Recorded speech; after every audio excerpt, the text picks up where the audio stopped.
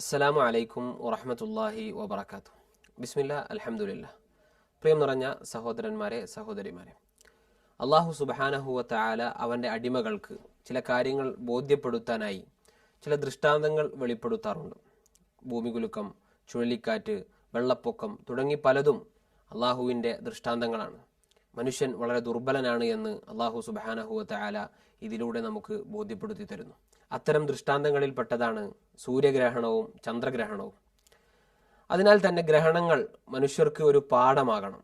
സൂര്യനും ചന്ദ്രനും ഒന്നും ആരാധിക്കപ്പെടാൻ യോഗ്യനല്ലെന്നും അവയുടെ സൃഷ്ടാവിൻ്റെ തീരുമാനങ്ങൾക്കും കൽപ്പനകൾക്കും വിധേയമായി മാത്രമേ അവ സഞ്ചരിക്കുകയും നിലനിൽക്കുകയും ചെയ്യുന്നുള്ളൂ എന്നും തിരിച്ചറിയാൻ ബുദ്ധിമാനായ മനുഷ്യന് സാധിക്കണം.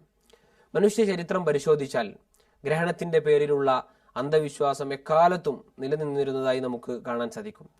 മഹാനായ മുഹമ്മദ് നബി സല്ലല്ലാഹു അലൈഹി വസല്ലമ ജീവിച്ചിരുന്ന സമൂഹത്തിൽ പോലും ഇതിൻ്റെ പേരിലുള്ള അന്ധവിശ്വാസം നിലനിന്നിരുന്നു. നബി സല്ലല്ലാഹു അലൈഹി വസല്ലമയുടെ മകൻ ഇബ്രാഹിം എന്ന കുട്ടി മരണപ്പെട്ട ദിവസം യാദൃശ്ചികമെന്നോണം സൂര്യഗ്രഹണമുണ്ടായി. പ്രവാചകപുത്രന്റെ വിയോഗത്തിൽ സൂര്യൻ പോലും ദുഃഖിക്കുന്നുവെന്നും അതിനാലാണ് സൂര്യഗ്രഹണം ബാധിച്ചതെന്നുമുള്ള രീതിയിൽ ഒരു ജനസംസാരം അവിടെ ഉണ്ടായി.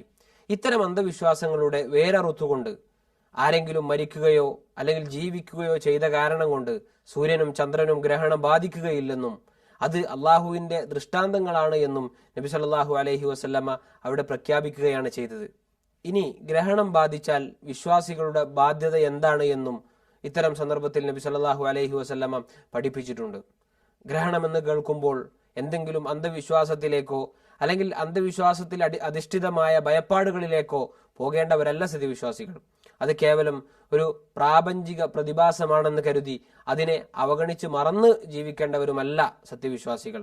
സൂര്യനോ ചന്ദ്രനോ ഗ്രഹണം ബാധിക്കുമ്പോൾ സത്യവിശ്വാസികൾ ചെയ്യേണ്ട കാര്യങ്ങളെക്കുറിച്ച് നബി സല്ലല്ലാഹു അലൈഹി വസല്ലമ നമുക്ക് പഠിപ്പിച്ചു തന്നിട്ടുണ്ട്.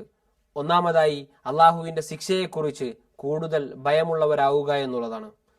അള്ളാഹുവിനെ കുറിച്ച് ധാരാളമായി ഓർക്കുകയും അള്ളാഹുവിനോട് പ്രാർത്ഥിക്കുകയും പാപമോചനം വർദ്ധിപ്പിക്കുകയും അള്ളാഹുവിനെ മഹത്വപ്പെടുത്തുകയും ദാനധർമ്മങ്ങൾ ചെയ്യുകയും ഒക്കെ ചെയ്യണമെന്ന് നബി സല്ലല്ലാഹു അലൈഹി വസല്ലമ നമ്മെ പഠിപ്പിച്ചിട്ടുണ്ട്. ഫഇദാ റഅയ്തും മിൻഹാ ശൈഅൻ ഫസല്ലു വദ്ഉല്ലാഹ ഹത്താ യുക്ശഫ ബിക്കും. അവ ദർശിക്കുന്ന പക്ഷം, സൂര്യനും ചന്ദ്രനും ഗ്രഹണം ബാധിക്കുന്ന ആ സന്ദർഭത്തിൽ അത് നീക്കപ്പെടുന്നതുവരെ നിങ്ങൾ നമസ്കരിക്കുകയും ദുആ ചെയ്യുകയും ചെയ്യുക എന്ന് ഇമാം മുസ്ലിം ഉദ്ധരിച്ച ഒരു ഹദീസിൽ കാണാൻ സാധിക്കും. അതേപോലെ തന്നെ അബൂ മൂസ റളിയല്ലാഹു അൻഹുവിൽ നിന്ന് ഉദ്ധരിക്കുന്ന ഒരു ഹദീസിൽ നമുക്ക് കാണാൻ സാധിക്കും, നബി സല്ലല്ലാഹു അലൈഹി വസല്ലമയുടെ കാലത്ത് സൂര്യഗ്രഹണം സംഭവിച്ചു. അന്ത്യദിനം സംഭവിക്കുകയാണ് എന്ന് തോന്നുമാറ് നബി സല്ലല്ലാഹു അലൈഹി വസല്ലമ ധൃതി പിടിച്ച് പള്ളിയിലേക്ക് വന്നു. ശേഷം ഞാൻ കണ്ടതിൽ വെച്ച് ഏറ്റവും സുദീർഘമായ രൂപത്തിൽ ഖിയാമും റുകൂഉം സുജൂദുകളുമൊക്കെയായി ദീർഘമായ ഒരു നമസ്കാരം നബി സല്ലല്ലാഹു അലൈഹി വസല്ലമ നമസ്കരിച്ചു. എന്നിട്ട് നബി സല്ലല്ലാഹു അലൈഹി വസല്ലമ അവിടുന്ന് പറയുകയാണ്, അള്ളാഹു അയക്കുന്ന ചില ദൃഷ്ടാന്തങ്ങളാണ് ഇവ. അതായത് സൂര്യനും ചന്ദ്രനും ഒക്കെ ഗ്രഹണം ബാധിക്കുക എന്നുള്ളത് അള്ളാഹുവിന്റെ ദൃഷ്ടാന്തങ്ങളിൽപ്പെട്ടതാണ്. ആരുടെയെങ്കിലും മരണം കൊണ്ടോ ജനനം കൊണ്ടോ സംഭവിക്കുന്ന ഒന്നല്ല ഇത്, മറിച്ച് തന്റെ ദാസന്മാരെ ഭയപ്പെടുത്തുന്ന ചില പ്രതിഭാസങ്ങളാണ്. അതുകൊണ്ട് അതിന് നിങ്ങൾ സാക്ഷിയായാൽ, അതായത് ഈ സൂര്യഗ്രഹണവും ചന്ദ്രഗ്രഹണവും ഒക്കെ ഉണ്ടായാൽ ദിക്റിലേക്കും ദുആയിലേക്കും ഇസ്തിഗ്ഫാറിലേക്കും ഒക്കെ ധൃതി കാണിച്ചു കൊള്ളുക. ആയിഷ റളിയല്ലാഹു അൻഹ ഉദ്ധരിക്കുന്ന മറ്റൊരു ഹദീസിൽ കാണാൻ സാധിക്കും, ഇന്ന ശംസ വൽ ഖമറ ആയതാനി മിൻ ആയാതില്ലാ ലാ യൻഖസിഫാനി ലിമൗതി അഹദിൻ വലാ ലിഹയാതിഹി ഫഇദാ റഅയ്തും ദാലിക ഫദ്ഉല്ലാഹ വകബ്ബിറു വസല്ലു വതസദ്ദഖു. ആയിഷ റളിയല്ലാഹു അൻഹ ഉദ്ധരിക്കുകയാണ്, നബി സല്ലല്ലാഹു അലൈഹി വസല്ലമ പറഞ്ഞു, നിശ്ചയം സൂര്യനും ചന്ദ്രനും അള്ളാഹുവിന്റെ ദൃഷ്ടാന്തങ്ങളിൽപ്പെട്ട രണ്ട് ദൃഷ്ടാന്തങ്ങളാണ്. ആരെങ്കിലും മരിക്കുകയോ അല്ലെങ്കിൽ ജനിക്കുകയോ ചെയ്ത കാരണം കൊണ്ട് അവ രണ്ടിനെയും ഗ്രഹണം ബാധിക്കുകയില്ല. അവക്ക് ഗ്രഹണം ബാധിച്ചത് കണ്ടാൽ നിങ്ങൾ അള്ളാഹുവിനോട് പ്രാർത്ഥിക്കുകയും അള്ളാഹുവിനെ മഹത്വപ്പെടുത്തുകയും നമസ്കരിക്കുകയും ദാനധർമ്മങ്ങൾ ചെയ്യുകയും ഒക്കെ ചെയ്തു കൊള്ളുവീൻ. അതേപോലെ തന്നെ സൂര്യഗ്രഹണവും ചന്ദ്രഗ്രഹണവും ഒക്കെ ഉണ്ടാകുമ്പോൾ വിശ്വാസികൾ ചെയ്യേണ്ട മറ്റൊരു കാര്യമാണ് ഖബർ ശിക്ഷയിൽ നിന്നും അഭയം ചോദിക്കുക എന്നുള്ളത്. നബി സല്ലല്ലാഹു അലൈഹി വസല്ലമ സൂര്യഗ്രഹണ നമസ്കാര ശേഷം ജനങ്ങളെ ഉത്ബോധിപ്പിച്ചപ്പോൾ അവിടെ ഒന്ന് പറഞ്ഞു, സുമ്മ അമറഹും അൻ യതഅവ്വദു മിൻ അദാബിൽ ഖബർ. പിന്നീട് ജനങ്ങളോട് ഖബർ ശിക്ഷയിൽ നിന്ന് അഭയം തേടാൻ അവിടുന്ന് കൽപ്പിക്കുകയാണ് ചെയ്തത്. അതേപോലെ തന്നെ ഗ്രഹണങ്ങൾ ഉണ്ടാകുമ്പോൾ പ്രധാനമായും നമ്മൾ ചെയ്യേണ്ട ഒന്നാണ് ഗ്രഹണ നമസ്കാരം നിർവഹിക്കുക എന്നുള്ളത്. ഫഇദാ ഖസഫ ഫസല്ലു ഹത്താ തൻജലിയ. ഗ്രഹണം സംഭവിച്ചാൽ ഗ്രഹണം അവസാനിച്ച് അത് വ്യക്തമാകുന്നത് വരെ നിങ്ങൾ നമസ്കരിക്കുക എന്ന് നബി സല്ലല്ലാഹു അലൈഹി വസല്ലമ അവിടുന്ന് കൽപ്പിച്ചു. ഗ്രഹണ നമസ്കാരം പ്രബലമായ സുന്നത്താണ് എന്നാണ് ഭൂരിപക്ഷം പണ്ഡിതന്മാരും അഭിപ്രായപ്പെടുന്നത്. സുന്നത്താണ് എന്ന കാര്യത്തിൽ പണ്ഡിതന്മാർ ഏകോപിച്ചിട്ടുണ്ടെന്ന് ഇമാം നവവി റഹിമഹുല്ല തന്റെ ശറഹ് മുസ്ലിമിൽ രേഖപ്പെടുത്തിയത് നമുക്ക് കാണാൻ സാധിക്കും. ആയിഷ റളിയല്ലാഹു അൻഹ ഉദ്ധരിച്ച ഒരു ഹദീസിൽ നമുക്ക് കാണാൻ സാധിക്കും, ജഹറ നബിയു സല്ലല്ലാഹു അലൈഹി വസല്ലം ഫീ സ്വലാത്തിൽ ഖുസൂഫി ബിഖിറാഅതിഹി فإذا فرغ من قراءته كبر فركع وإذا رفع من الركعة قال سمع الله لمن حمده ربنا ولك الحمد ثم يعاود القراءة في صلاة الكسوف 4 ركعات في ركعتين و4 سجدات. ആയിഷ റളിയല്ലാഹു അൻഹ പറയുകയാണ്, ഗ്രഹണ നമസ്കാരത്തിൽ നബി സല്ലല്ലാഹു അലൈഹി വസല്ലം ഉച്ചത്തിൽ ഖുർആൻ പാരായണം ചെയ്യുകയും ഖുർആൻ പാരായണം കഴിഞ്ഞ് തക്ബീർ ചൊല്ലി റുകൂഅ് ചെയ്ത് റുകൂഇൽ നിന്ന് തല ഉയർത്തിയപ്പോൾ സമിഅ അല്ലാഹു ലിമൻ ഹമിദ എന്ന് പറഞ്ഞു. ഗ്രഹണ നമസ്കാരത്തിൽ വീണ്ടും ഖുർആൻ പാരായണം ചെയ്യും. 2 റക്അത്തിലായി 4 റുകൂഉം 4 സുജൂദും നിർവഹിക്കും.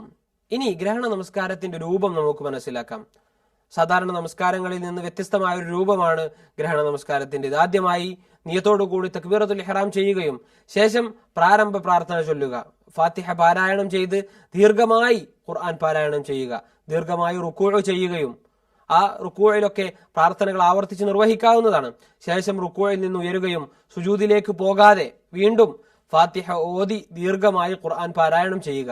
ആദ്യത്തെ തവണത്തെ പാരായണത്തെക്കാൾ രണ്ടാമത്തെ ഖുർആൻ പാരായണം ചുരുക്കാനാണ് നബി സല്ലല്ലാഹു അലൈഹി വസല്ലം പഠിപ്പിച്ചത്. ശേഷം ദീർഘമായി റുകൂഅ് ചെയ്യുകയും ആദ്യ റുകൂഇനേക്കാൾ രണ്ടാമത്തെ റുകൂഅ് അല്പം കുറയലാണ് പ്രവാചക മാതൃക. റുകൂഇൽ നിന്ന് ഉയർന്ന് ഇഅ്തിദാൽ നിർവഹിക്കുകയും ശേഷം ദീർഘമായി സുജൂദ് ചെയ്യുകയും രണ്ടാമത്തെ സുജൂദ് ആദ്യ സുജൂദിനേക്കാൾ അല്പം ചുരുക്കുകയും 2 സുജൂദിന്റെ ഇടയിലെ ഇരുത്തം ഏകദേശം സുജൂദിന്റെ അത്ര തന്നെ ദൈർഘ്യമുള്ളതാകണം. ഇപ്പോൾ ഒരു റക്അത്ത് പൂർത്തിയായി. ഇനി രണ്ടാമത്തെ റക്അത്തിലും ആദ്യത്തെ റക്അത്തിൽ ചെയ്തതുപോലെ തന്നെ ചെയ്യുക. എന്നാൽ ദൈർഘ്യം ആദ്യത്തെ റക്അത്തിനേക്കാൾ കുറച്ച് കുറക്കുന്നതാണ് നബി സല്ലല്ലാഹു അലൈഹി വസല്ലമയുടെ മാതൃക. ശേഷം അത്തഹിയാത്ത് നിർവഹിച്ച് 2 സലാം വീട്ടുകയും ചെയ്യുക. നമസ്കാരം നിർവഹിച്ച ശേഷം നബി സല്ലല്ലാഹു അലൈഹി വസല്ലം അവിടുന്ന് ജനങ്ങളെ അഭിസംബോധന ചെയ്ത് ഖുതുബ നിർവഹിക്കുകയാണ് ചെയ്തത്.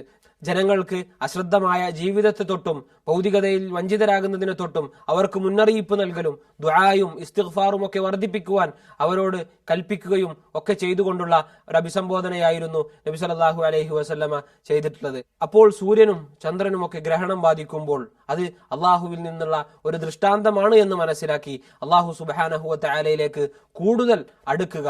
അള്ളാഹു അനുഗ്രഹിക്കട്ടെ. അസ്സലാമു അലൈക്കും വറഹ്മത്തുള്ളാഹി വബറകാതുഹു.